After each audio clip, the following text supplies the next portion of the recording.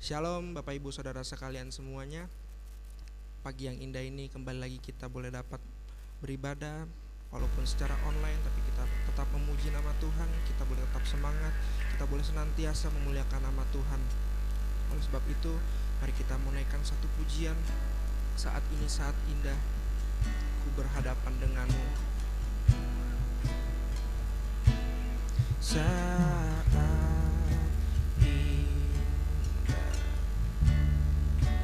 ku berhadapan denganmu,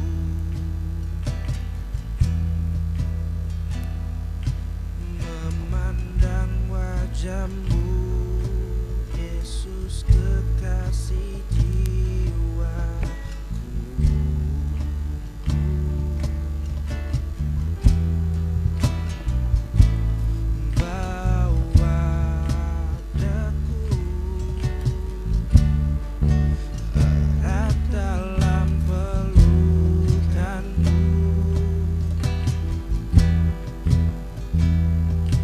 Menikmati kasih dan indahnya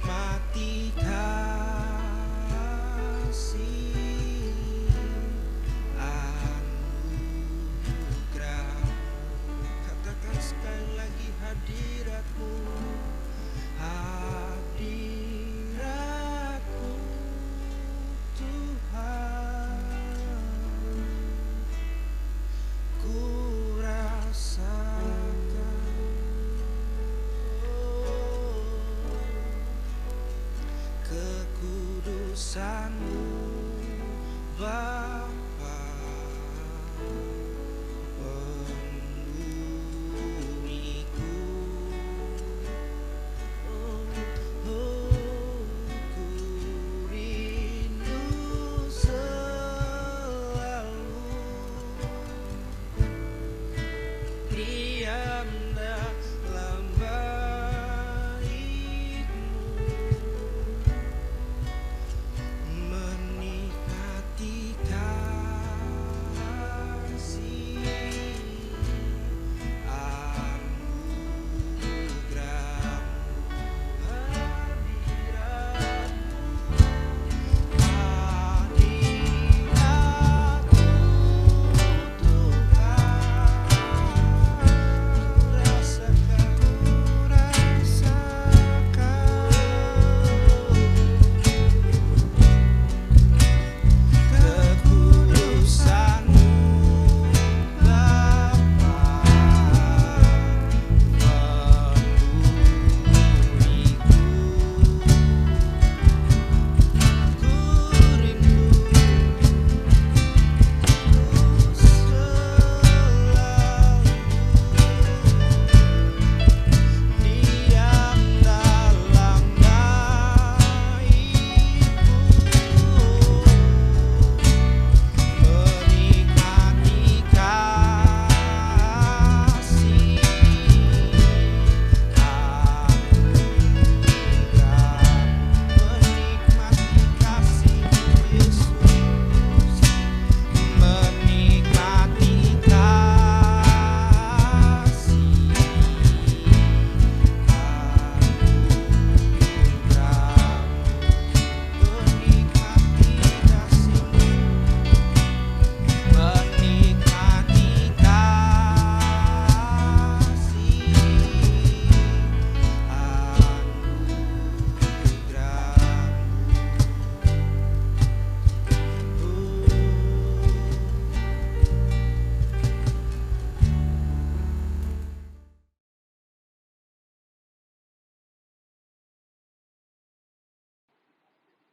Salam Immanuel.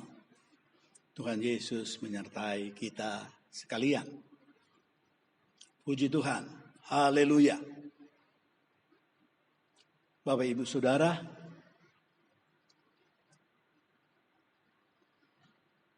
kita ada pada situasi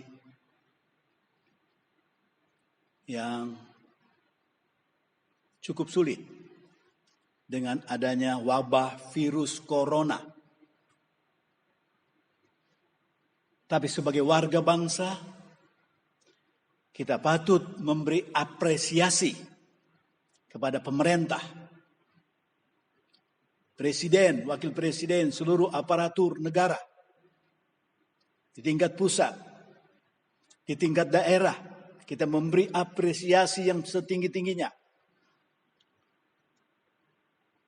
Gubernur, wakil gubernur, seluruh aparatur negara, sampai di tingkat yang terendah, di kelurahan, di RT dan RW.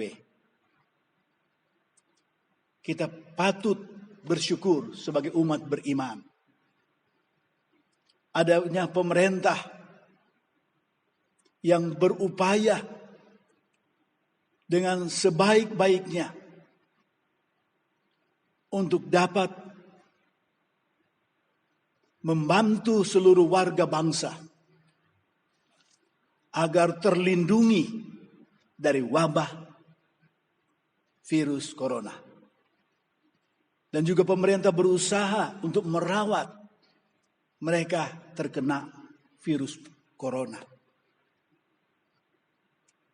Kita patut berterima kasih kepada pemerintah dan semua yang sudah menjalankan fungsi tugasnya bagi kebaikan kita semua sebagai warga bangsa. Kita patut berdoa kiranya Tuhan yang Maha Kuasa, yang Maha Baik, mengaruniakan hikmat, kemampuan terus kepada seluruh pemerintah kita, dan juga kepada seluruh rakyat untuk memberi dukungan.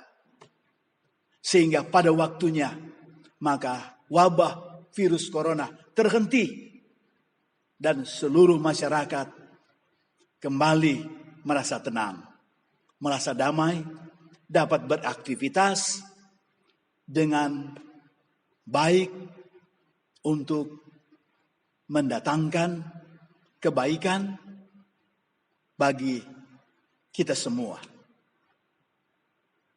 Sekali lagi kita patut bersyukur, terima kasih.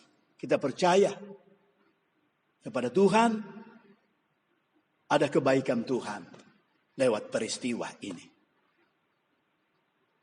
Untuk itu Bapak Ibu Saudara, dalam kesempatan ini kembali kita mau belajar akan firman Tuhan. Firman penggembalaan. Dengan kita mengutip firman Gembala Agung Tuhan kita, Yesus Kristus. Puji Tuhan. Haleluya. Sebagaimana yang tertulis dalam kitab Ibrani, pasalnya yang ke-13, ayatnya yang ke-20 dan 21. Firman Tuhan,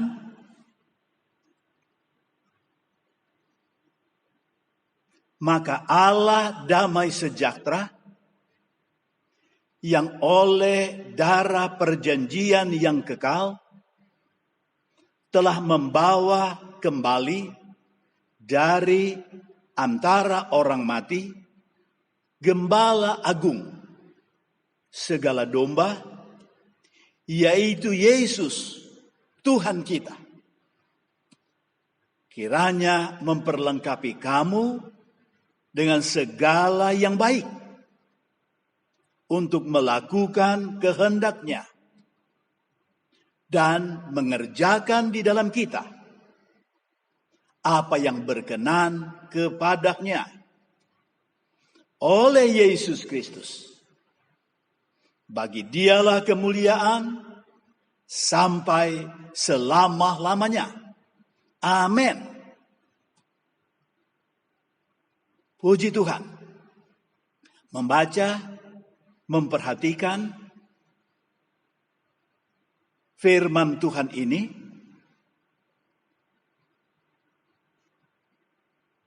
Allah menyatakan firman-Nya. Allah menyatakan maksudnya melalui Rasul Paulus. Sebagaimana yang kita sudah mendengar bersama pembacaan firman Tuhan ini. Bapak Ibu Saudara,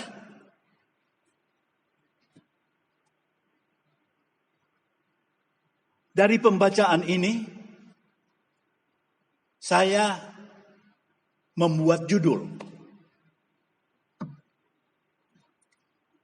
Allah damai sejahtera yang oleh darah perjanjian yang kekal telah membawa kembali dari antara orang mati Gembala Agung segala domba, yaitu Yesus Tuhan kita. Dan selanjutnya. Bapak Ibu Saudara, kita melihat bahwa dalam pembacaan ini dikemukakan bahwa Allah kita adalah Allah damai sejahtera.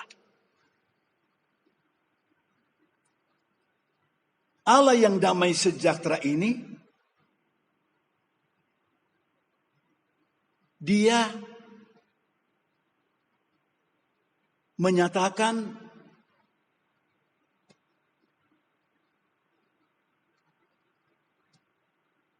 maksudnya, rencananya. Dan dengan itu saya membuat judul Allah damai sejahtera menetapkan jaminan melalui darah perjanjian yang kekal. Allah damai sejahtera dalam maksudnya yang besar dan mulia menetapkan jaminan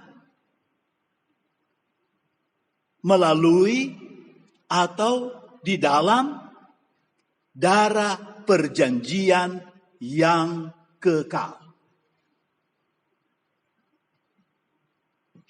Lewat darah perjanjian yang kekal, maka Allah menyatakan bahwa Dia adalah Allah damai sejahtera. Dia adalah Allah yang mempunyai maksud yang baik. Yang kemudian Dia membuat ketetapan sebagai jaminan melalui darah salib Kristus. Melalui pengorbanannya di atas kayu salib. Sebagai darah perjanjian yang kekal.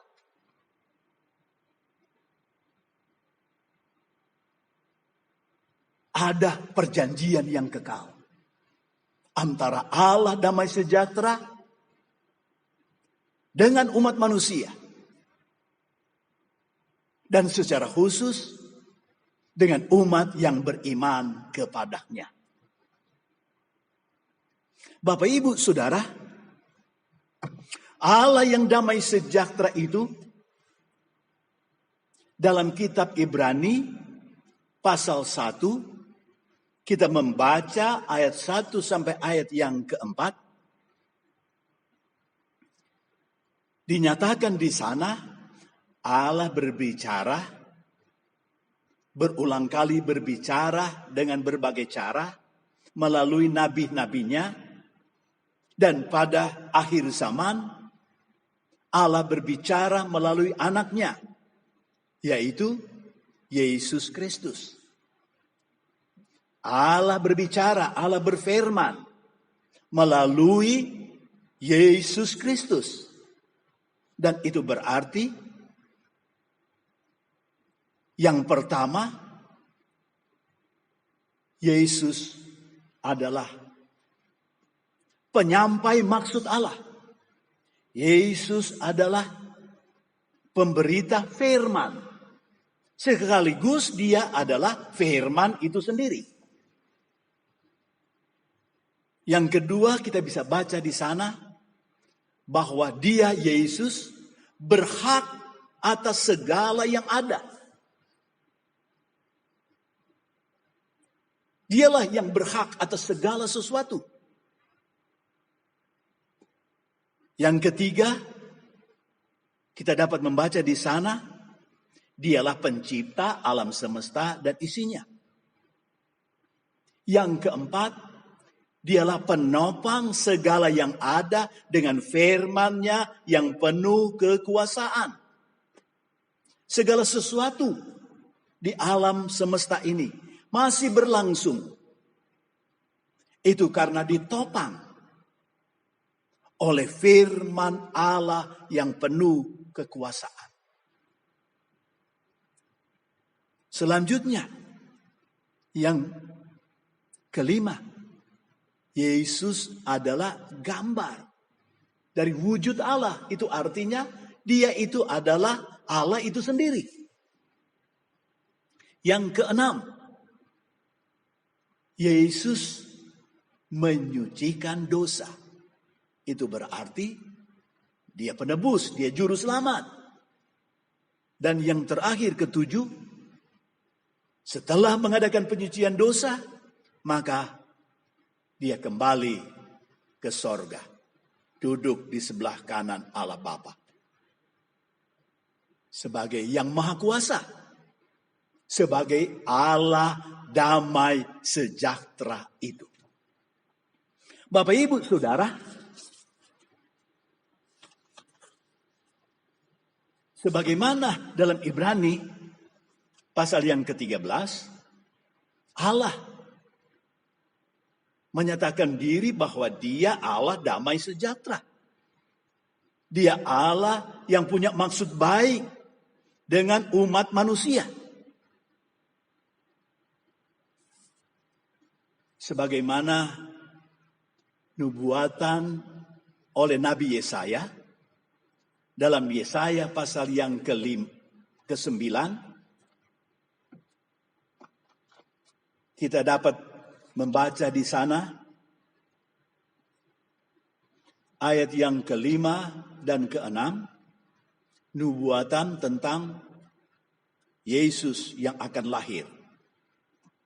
Sebab seorang anak telah lahir untuk kita, seorang putra telah diberikan untuk kita, lambang pemerintahan ada di atas bahunya, dan namanya disebutkan orang penasehat ajaib, Allah yang perkasa, Bapa yang kekal, Raja damai.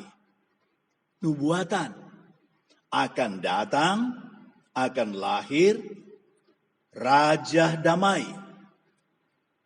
Besar kekuasaannya dan damai sejahtera tidak akan berkesudahan. Di atas takhta Daud dan di dalam kerajaannya. Ini bahasa pernubuatan. Takhta Daud yang sesungguhnya itulah pada zamannya. Tetapi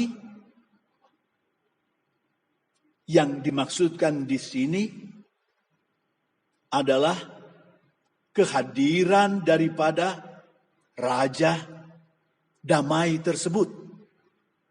Waktu Yesus lahir, maka datanglah Raja damai tersebut. Karena ia mendasarkan dan mengokohkannya dengan keadilan dan kebenaran dari sekarang sampai selama-lamanya. Kecemburuan Tuhan semesta alam akan melakukan hal ini. Artinya, Allah tidak bisa tidak. Apa yang dinubuatkan ini, dijanjikan ini, maka Allah akan melaksanakannya. Allah akan menggenapkannya, hadirnya Raja damai, yaitu Yesus Kristus Tuhan itu. Dialah yang menghadirkan damai sejahtera kepada umat manusia. Bapak, Ibu, Saudara sekalian, Yesus di dalam Injil Yohanes dinyatakan bahwa Yesuslah yang menghadirkan damai sejahtera. Yohanes 14 ayatnya yang ke-27. Bahkan dalam 1 Korintus 14, Allah menyatakan bahwa dia tidak ingin ada kekacauan.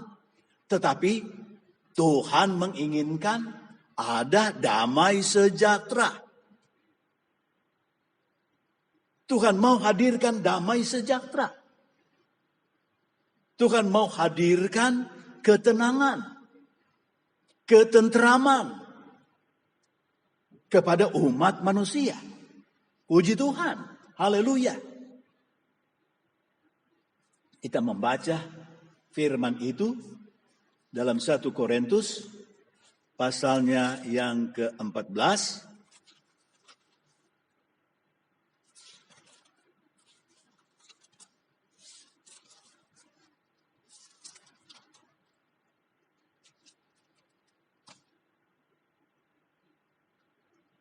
Ayat yang ke-33. Sebab Allah tidak menghendaki kekacauan, tetapi damai sejahtera. Bapak Ibu Saudara sekalian, Allah yang kita kenal di dalam Yesus Kristus Tuhan adalah Allah yang tidak menginginkan adanya kekacauan.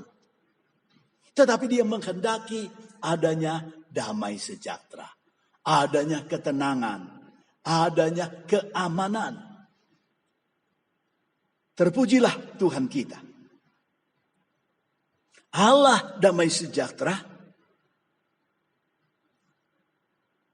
yang oleh darah perjanjian yang kekal, oleh itu berarti melalui darah perjanjian yang kekal telah membawa kembali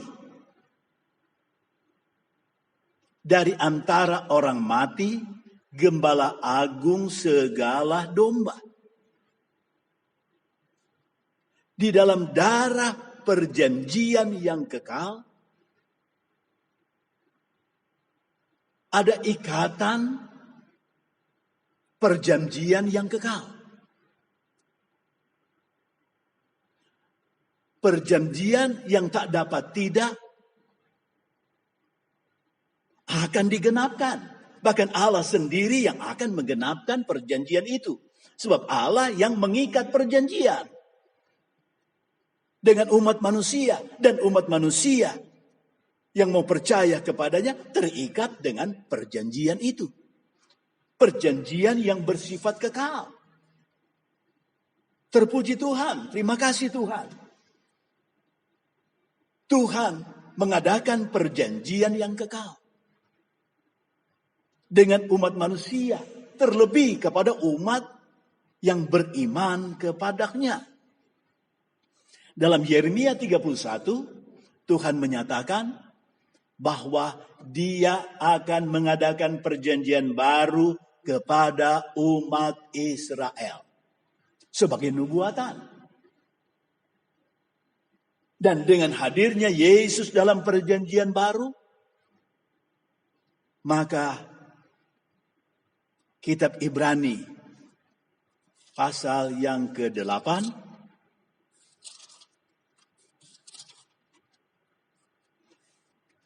ayat 8 dan ayat yang ke-13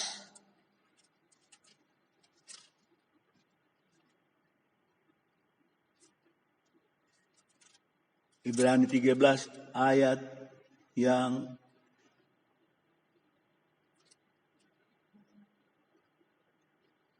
ke-13.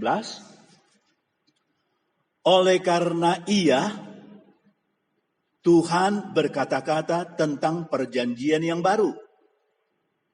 Ia menyatakan yang pertama sebagai perjanjian yang telah menjadi tua. Dan apa yang telah menjadi tua dan usang telah dekat kepada kemusnahannya. Allah berkata-kata tentang perjanjian yang baru. Pasal 9 ayat yang ke-15.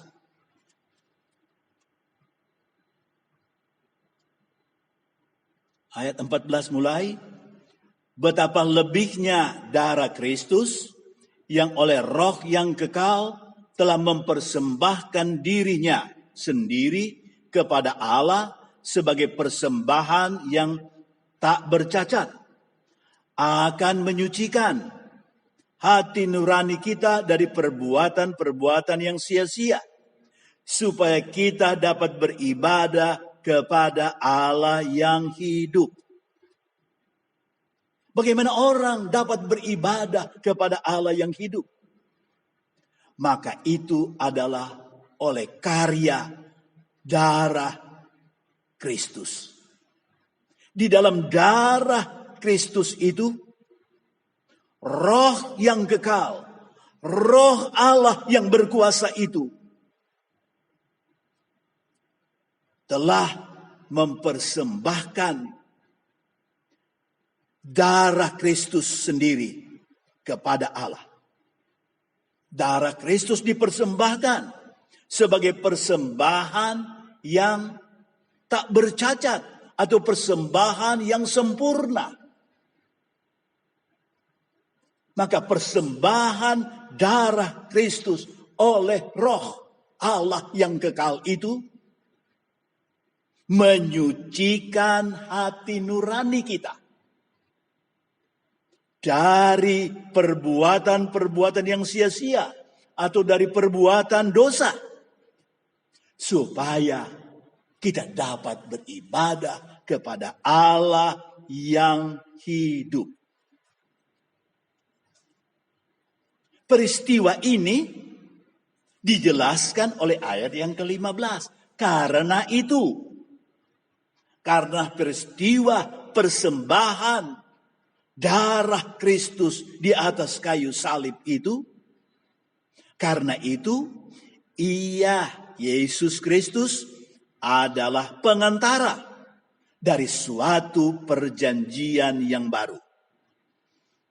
Artinya, dialah yang menghadirkan perjanjian yang baru, supaya mereka yang telah terpanggil oleh Injil, oleh kabar baik dari Yesus,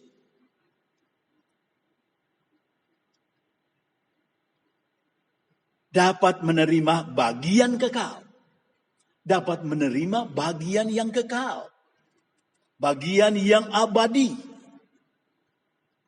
Yang dari Tuhan itu sendiri. Yang dijanjikan. Sebab Yesus telah mati untuk menebus pelanggaran-pelanggaran yang telah dilakukan selama perjanjian yang pertama.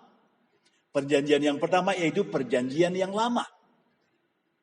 Maka di sana adalah pelanggaran-pelanggaran yang sudah terjadi. Tapi Yesus menebus. Dia mengampuni. Dia membebaskan, melepaskan, menyucikan daripada segala dosa tersebut.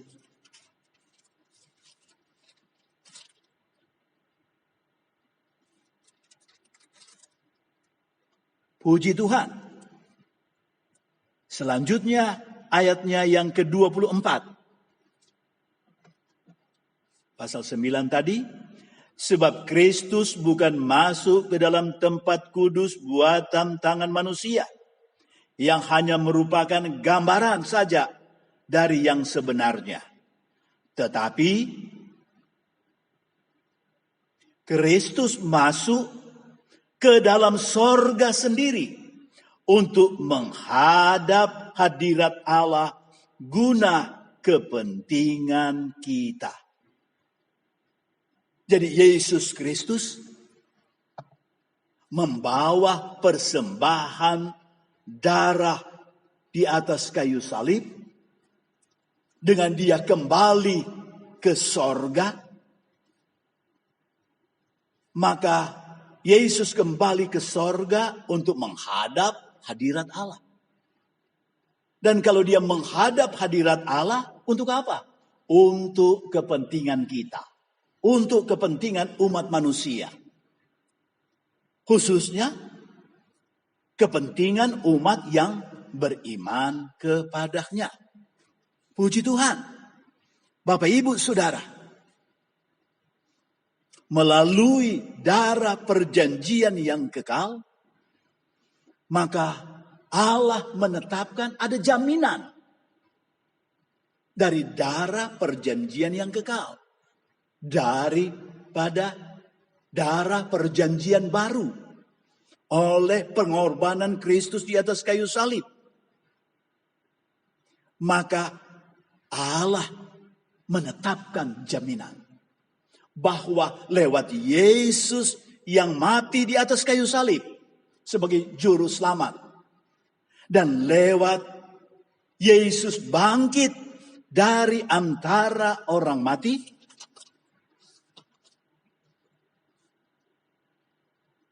maka yang bangkit dari antara orang mati itu, Allah nyatakan dia adalah gembala agung segala domba.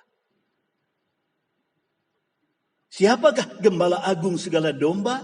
Itulah Yesus Tuhan kita. Terima kasih Tuhan. Engkau memberi ketetapan. Engkau memberi jaminan. Melalui darah perjanjian yang kekal. Melalui kematian Yesus di atas kayu salib. Dan dengan itu, perjanjian yang kekal itu juga membawa Yesus bangkit dari antara orang mati. Kematian tidak berkuasa atas Yesus. Yesus telah kalahkan kematian itu. Sebab dia itu Tuhan. Dan Yesus yang adalah Tuhan, dia menjadi gembala agung segala domba. Kita patut bersyukur bahwa Yesus Tuhan mau menjadi gembala dari umat manusia. Dan khususnya kepada umat yang beriman kepadanya. Yesus gembala agung. Sebagai gembala agung, Bapak Ibu Saudara, dia punya tugas yang besar. Alkitab dapat disebut juga kitab dari gembala agung. Tuhan kita, Yesus Kristus. Sebab melalui Alkitab, melalui Injil, maka Yesus diperkenalkan sebagai Tuhan. Dan sebagai Tuhan dia adalah gembala agung. Kita coba melihat dalam Bilangan pasal yang ke-27. Kita Bilangan pasal 27 dalam ayatnya yang ke-15 dan sampai 17. Lalu berkatalah Musa kepada Tuhan, biarlah Tuhan Allah dari roh segala makhluk mengangkat atas umat ini seorang yang mengepalai mereka waktu keluar dan masuk. Permohonan Musa kepada Tuhan supaya kiranya Allah, Tuhan, daripada roh segala makhluk untuk mengangkat seorang mengepalai umat dan membawa umat keluar dan masuk, supaya umat Tuhan jangan hendaknya seperti domba-domba yang tidak mempunyai gembala. Diangkatlah gembala yang mengepalai sebagai pemimpin atas umatnya, sehingga umatnya punya gembala, punya pemimpin. Puji Tuhan. Bapak Ibu Saudara, Tuhan menjawabnya. Tuhan mengangkat pemimpin yang menggembalakan akan umat Israel. Bahkan Tuhan itu sendiri sebagai gembala. Tuhan itu sendiri sebagai pemimpin. Sebagaimana dalam Mazmur pasal 23. Daud seorang raja, dia seorang pemimpin. Tapi dia mengakui ada Tuhan gembalanya. Ada Tuhan yang memimpin dia. Ada Tuhan yang menyertai dia. Ada Tuhan yang melindungi dia. Ada Tuhan yang memelihara dia. Bapak Ibu Saudara, Injil Yohanes pasal yang ke-10 menyatakan Yesus adalah gembala yang baik.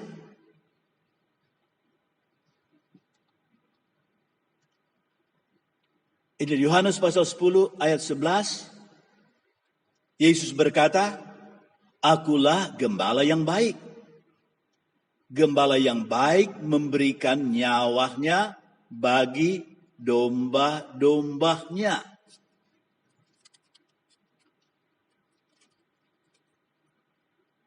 Ayat 14, "Akulah gembala yang baik, dan aku mengenal domba-dombaku, dan domba-dombaku mengenal aku." Ayat 15, "Sama seperti Bapa mengenal aku, dan aku mengenal Bapa, dan aku memberikan nyawaku kepada domba-dombaku. Ada lagi padaku domba-domba lain yang bukan kandang ini." Maksudnya domba-domba Israel dan domba-domba lain, yaitu yang bukan Israel. Domba-domba itu harus kutuntun juga, dan mereka akan mendengarkan suaraku, dan mereka akan menjadi satu kawanan dengan satu gembala. Amin. Puji Tuhan. Kehadiran Yesus sebagai gembala yang baik bagi umat manusia, dan secara khusus bagi umat yang beriman kepadanya. Dia memberikan nyawanya, dia memberikan hidupnya, dia memberikan seluruh perhatiannya kepada domba-dombanya. Terima kasih Tuhan. Perhatianmu luar biasa untuk kami, umat yang percaya kepadamu. Dan Yesus mau tuntun, mau pimpin akan kehidupan kita sebagai umat penggembalaannya. Terima kasih Tuhan.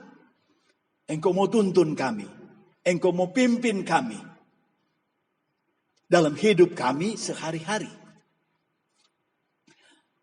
Dalam kitab Petrus, surat Petrus pasalnya yang ke-5,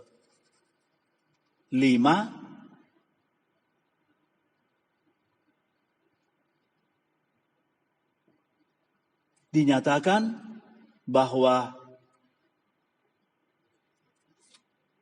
pasal 5 ayat 4, "Maka kamu apabila gembala agung datang, kamu akan menerima mahkota kemuliaan yang tidak dapat layu."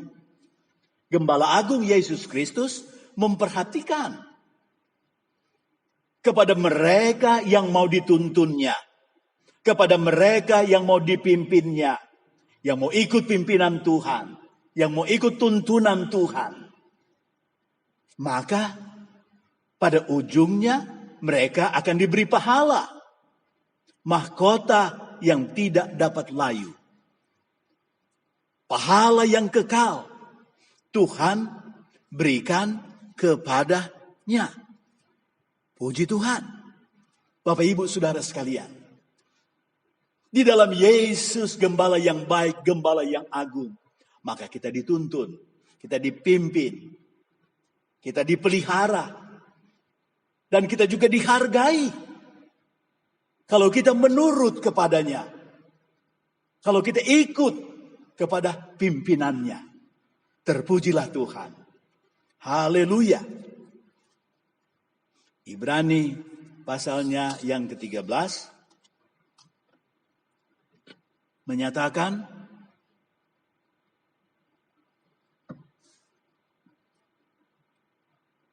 Gembala agung segala domba, yaitu Yesus Tuhan kita. Ayat 21. Yesus Tuhan kita yang gembala agung segala domba itu, kiranya memperlengkapi kamu dengan segala yang baik. Ini doa, ini harapan. Dan ini suatu pemahaman bahwa gembala yang baik, Tuhan kita, Yesus Kristus itu, yang menuntun kita, yang memimpin kita, yang memelihara kita. Maka Dia, Yesus Tuhan gembala yang baik, memberi dirinya untuk umatnya. dengan jalan memperlengkapi kamu, umatnya, dengan segala yang baik. Apa yang baik? Apa yang perlu dalam hidup sebagai umat beriman? Maka Allah siapkan itu. Allah nyatakan itu kepada mereka. Kita membaca 2 Petrus pasalnya yang pertama. Ayat 2 dan ayat yang ketiga.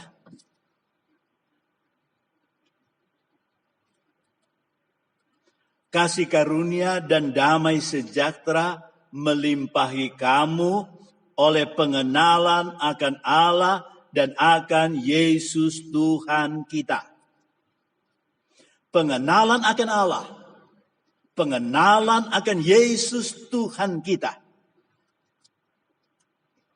Menghadirkan kasih karunia dan damai sejahtera dengan limpahnya.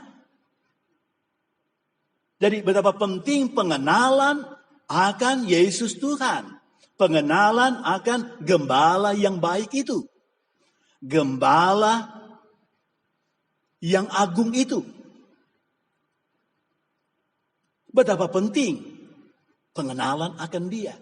Betapa penting pembelajaran akan Tuhan, akan firman-Nya untuk kehidupan kita. Ayat 3, karena kuasa ilahinya telah menganugerahkan kepada kita segala sesuatu yang berguna untuk hidup yang saleh. Yesus Kristus yang menghadirkan damai sejahtera itu oleh kuasanya yang luar biasa, oleh keilahiannya, telah menganugerahkan, telah memberikan kepada kita segala sesuatu yang berguna untuk hidup yang saleh, untuk hidup beriman. Maka Tuhan menganugerahkan, Tuhan memberikan kepada kita umat yang beriman kepadanya. Untuk apa? Untuk hidup yang saleh, untuk hidup beriman, untuk hidup beribadah, untuk hidup taat kepada Tuhan. Oleh pengenalan kita akan Dia. Jadi betapa penting pengenalan kita akan Yesus Kristus Tuhan. Betapa penting pengenalan kita akan Allah damai sejahtera. Betapa penting pengenalan dan pemahaman kita akan Yesus Gembala Agung tersebut. Yang dinyatakan sebagai perjanjian yang kekal.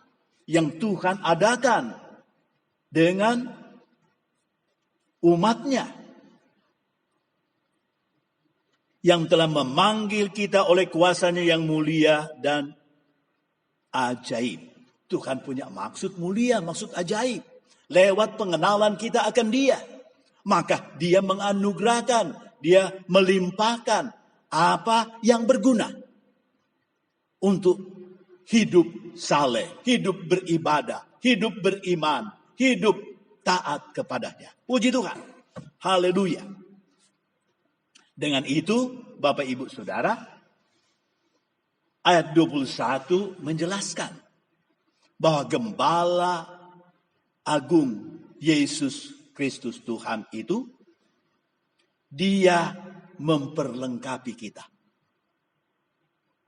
Dapat digambarkan Yesus Gembala Agung sebagai guru. Dia memperlengkapi kita dengan pemahaman segala yang baik. Segala yang benar. Sebab Yesus itulah kebenaran. Firman-Nya itulah kebenaran. Dan Roh Kudus membawa kita kepada seluruh kebenaran. Bapak Ibu, Saudara sekalian, kita sungguh bersyukur. Terima kasih. Yesus mau menjadi guru, mendidik saudara dan saya. Dan kita menjadi murid untuk belajar kepadanya. Dan lewat pengajaran, lewat pembelajaran, maka kita diperlengkapi oleh Tuhan. Dengan segala yang baik, segala yang perlu. Untuk apa? Untuk melakukan kehendak-Nya. Untuk melakukan kehendak Allah. Jadi Bapak Ibu Saudara, Tuhan punya tujuan. Dengan memanggil kita jadi umat-Nya, yaitu supaya kita melakukan kehendak-Nya. Menjadi pelaku-pelaku firman. Dan Tuhan tahu bahwa untuk menjadi pelaku firman, maka Tuhan perlu memperlengkapi. Gembala Agung Yesus Tuhan perlu memperlengkapi. Perlu mendidik. Perlu mengajar. Apa yang baik, apa yang berguna. Untuk dapat melakukan akan kehendak Tuhan. Terima kasih Tuhan. Haleluya. Tuhan sebagai Gembala Agung. Dia di sorga. Tapi dia memberi firman-Nya. Dia memberi Roh Kudus-Nya. Untuk mengajari kita memahami firman. Dan dengan pemahaman firman itu, maka kita dicakapkan oleh Tuhan. Dimampukan oleh Tuhan untuk mengenal kehendak Tuhan dan melakukan kehendak Tuhan. Kehendak Tuhan itu firman-Nya. Itulah ketetapan Tuhan. Itulah peraturan Tuhan. Dalam Ulangan pasal 28, mereka yang mendengar firman dan yang melakukan firman, mereka menikmati berkat Tuhan. Terima kasih Tuhan. Haleluya. Selanjutnya, Yesus Tuhan yang adalah Gembala Agung, tidak saja dia memperlengkapi kita, dan juga dia mengerjakan di dalam kita apa yang berkenan kepadanya. Yesus Tuhan sebagai Gembala Agung sangat memperhatikan kita. Bagaimana kita umat beriman bisa berkenan kepadanya. Bisa berkenan kepada Tuhan. Bisa memuaskan hati Tuhan. Bisa menyenangkan hati Tuhan. Tuhan mau kita menjadi umat pelaku firman dan menjadi umat yang menyenangkan hati Tuhan. Yang berkenan kepada Tuhan. Dan Tuhan sebagai Gembala Agung, maka Dia mengerjakan di dalam kita umat beriman. Tuhan mengerjakan di dalam kita juga melalui firman-Nya, melalui Roh-Nya yang kudus. Tuhan menempatkan diri sebagai dapat disebut pelatih. Dia memperlengkapi kita sebagai guru mendidik kita. Tetapi sekarang dia bekerja di dalam kita. Dia sebagai pelatih. Dia sebagai instruktur. Melatih kita untuk berkenan kepada Allah. Dia melatih kita mengerjakan apa yang perlu kita kerjakan dalam hidup ini. Dan itu berarti sekaligus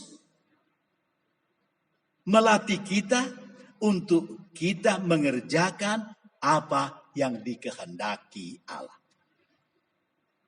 Jadi dia di dalam kita memberi teladan, memberi contoh, memberi pelatihan lewat firman dan Roh-Nya yang kudus, lewat pengalaman hidup kita sehari-hari dengan Tuhan dan dengan firman-Nya, maka kita dijadikan menjadi umat yang terlatih, menjadi umat yang berketerampilan Untuk apa?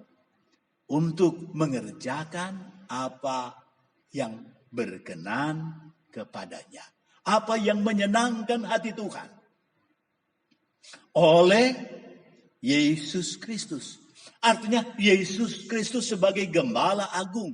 Dia punya perhatian yang besar dengan umat yang beriman kepadanya. Bahkan umat yang belum beriman sekalipun. Yesus Tuhan menaruh perhatian yang besar kepada mereka.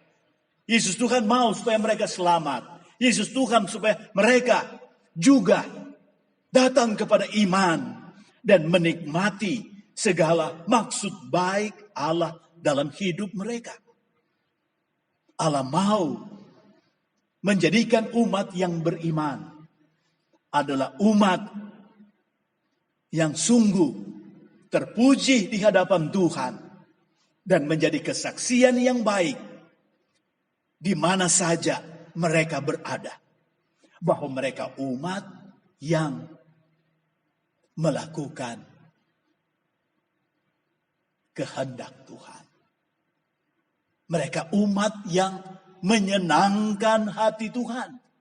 Itulah Allah damai sejahtera. Dia mau supaya umatnya ada dalam perdamaian dengan Dia. Dan dalam perdamaian dengan Dia itu berarti umatnya diperlengkapi oleh Gembala Agung itu. Dalam kehidupan mereka sehari-hari, semakin hari, semakin ditingkatkan kehidupan rohani mereka. Kehidupan rohani mereka semakin didewasakan. Kehidupan rohani mereka semakin ditumbuhkan.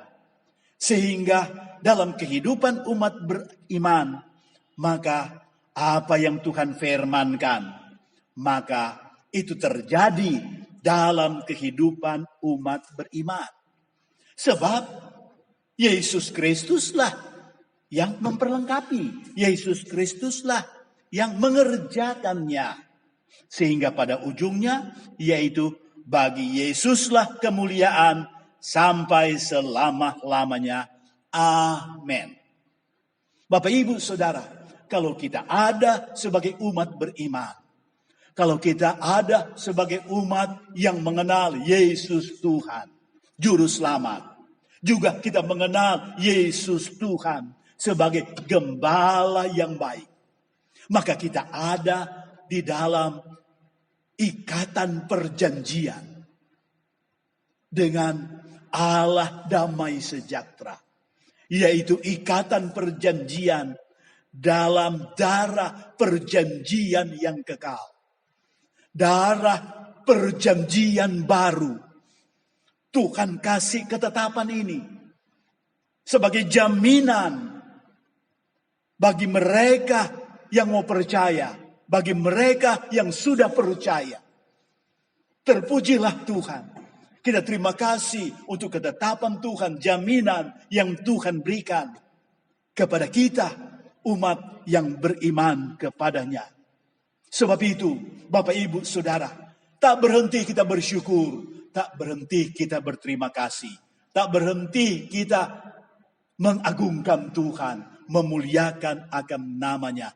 Kalau kita ada, kalau kita hidup sampai sekarang ini, itu berarti maksud Allah yang baik sedang digenapkan dalam hidup kita sehari-hari. Dia adalah Gembala yang baik. Dia adalah pemimpin. Dia adalah pemelihara hidup kita. Mari kita terus ikut Dia. Dan kita terus mau berlindung kepadanya. Kepada Yesus Tuhan. Maka kita selalu serahkan diri kita. Kita berkata, Tuhan Yesus, pimpinlah saya. Dari kebenaran datang kebenaran. Pimpinlah saya. Dari iman datang iman. Pimpinlah saya dalam melakukan kehendak-Mu. Pimpinlah saya dalam mengerjakan apa yang menyenangkan hati-Mu, ya Tuhan. Terima kasih Bapa Sorga. Kami percaya Roh-Mu yang kudus meteraikan firman penggembalaan ini dalam setiap pribadi kami. Dan kami percaya Roh Kudus terus menambahkan pengertian dalam kehidupan kami. akan kebenaran. Allah yang penuh damai sejahtera. Allah yang mengikat perjanjian dengan kami. Kami Tuhan mau terus ada dalam ikatan perjanjian. Dalam ketetapan perjanjian itu.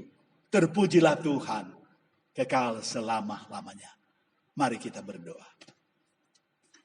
Bapa di surga, di dalam nama Tuhan Yesus Kristus, Gembala Agung segala domba, kami sungguh bersyukur bahwa Engkau menyatakan dirimu, bahwa Engkau Allah damai sejahtera, Engkau Allah yang punya maksud tujuan yang baik dengan kehidupan manusia.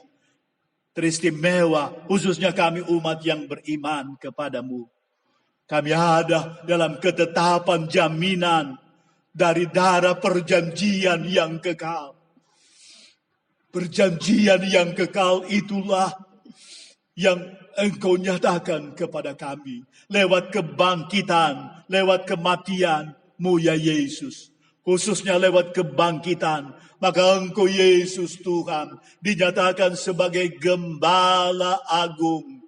Umat-Mu ya Tuhan. Terima kasih untuk segala maksud-Mu dan rencana-Mu yang baik dan indah buat hidup kami. Kami menyerahkan diri kami. Pimpinlah kami semua. Oh, peliharakanlah kami semua. Kami mau ikut pimpinan-Mu. Kami mau berlindung dalam pemeliharaan-Mu. Dan kami percaya Engkau jadikan kami umat pelaku-pelaku firman. Umat yang menyenangkan akan hati-Mu. Dan dengan itu Tuhan, kami percaya anugerah dan kebaikan-Mu dapat mengalir kepada banyak jiwa di sekitar kami, umat yang percaya kepada-Mu. Kami juga berdoa Bapa, mari tolonglah akan pemerintah kami. Tolonglah akan seluruh rakyat Indonesia dalam menghadapi wabah virus corona. Mampukan pemerintah kami menjalankan fungsi tugas mereka untuk kebaikan seluruh rakyat Indonesia. Tolonglah pemerintah dalam melaksanakan undang-undang dan peraturan. Mereka dapat menjalankan dengan kemampuan yang dari Tuhan, kecakapan yang dari Tuhan, sehingga mendatangkan manfaat yang baik bagi seluruh rakyat Indonesia. Berilah Tuhan pada seluruh rakyat Indonesia untuk memberi dukungan yang sepenuh hati kepada pemerintah untuk mengikuti peraturan yang dibuat untuk kebaikan daripada seluruh rakyat Indonesia. Semua yang bekerja keras secara khusus untuk Tuhan, pengobatan ya Tuhan, Engkau juga tolong. Terima kasih Bapa Sorga, kami berdoa kiranya pada waktunya Tuhan, maka wabah virus corona menjadi terhenti dan kemudian seluruh rakyat Indonesia merasa tenang, damai, menjalankan hidup sehari-hari untuk Tuhan memenuhi apa yang perlu dan apa yang baik buat kehidupan ini. Terima kasih banyak Bapa Sorga. Terpuji Tuhan selama-lamanya. Kami berdoa Tuhan untuk seluruh gereja dan seluruh pelayanan. Biarlah juga Tuhan menilik dan Tuhan memberkati. Hamba hadapkan seluruh jemaat-Mu ya Tuhan. Sambutlah kami, Gembala Agung gereja-Mu. Kami Engkau Gembala Agung, kami umat yang beriman kepadamu. Tuntunlah kami semua. Pimpinlah kami semua, ya Tuhan. Untuk selalu menikmati hadirat-Mu. Untuk selalu menikmati kebaikan-Mu dalam hidup kami sehari-hari. Terimalah uluran tangan Yesus dalam hidup-Mu sehari-hari. Terimalah anugerahnya, terimalah kebaikannya. Adalah anugerah berkat demi Allah Bapa Surga, cinta kasih Yesus, Gembala Agung, pemimpin dalam hidup kami, pemelihara kami. demi nama Roh Kudus menyertai kami semua sampai selama-lamanya. Terima kasih Bapa Sorga. Kami akhiri doa dan pertemuan kami dalam berkat nama-Mu yang agung mulia, Tuhan kami, Yesus Kristus. Haleluya. Amin.